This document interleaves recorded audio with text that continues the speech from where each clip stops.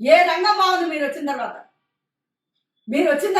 ఇది వరకు మీరు గవర్నమెంట్ లో ఉన్నప్పుడు పోలవరాన్ని ఏటీఎం చేసుకున్నారు, ఈ రోజు అమరావతిని ఏటీఎం గా చేసుకుంటున్నారు.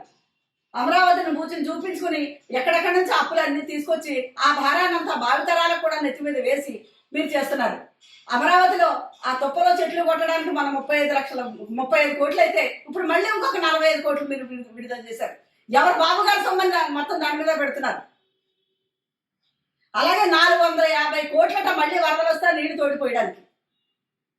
మీరు వచ్చిన డబ్బంతా అమరావతిలోనే ఆ నీటిలోనూ తోడుకోవడానికి, ఆ చెత్త కొట్టడానికి ఇదే చేస్తారా? రాష్ట్రాన్ని అభివృద్ధి పదంలో చేయరా? జగన్మోహన్ రెడ్డి గారు రాష్ట్రాన్ని రావణ కాష్ట చేసేసారు అన్నప్పుడు మాట్లాడేవారు, బీహార్ అయిపోతుందని మాట్లాడేవారు. మీరు గమనించాలి, ఆర్బీఐ రిపోర్టుల ప్రకారం జగన్మోహన్ రెడ్డి గారి పరిపాలనలో పారిశ్రామిక వృద్ధిలో దక్షిణాది రాష్ట్రాల్లో నంబర్ 1 స్థానంగా ఉంది. దేశం మొత్తం మీద 8వ స్థానంలో ఉంది.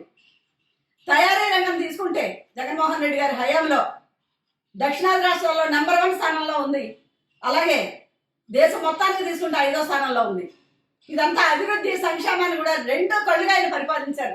2 సంవత్సరాలు ఆయన కరోనా పోయినా కానీ.